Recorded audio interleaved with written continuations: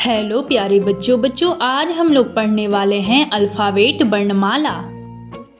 A B C D E F G H I J K L M N O P Q R S T U V W X Y Z.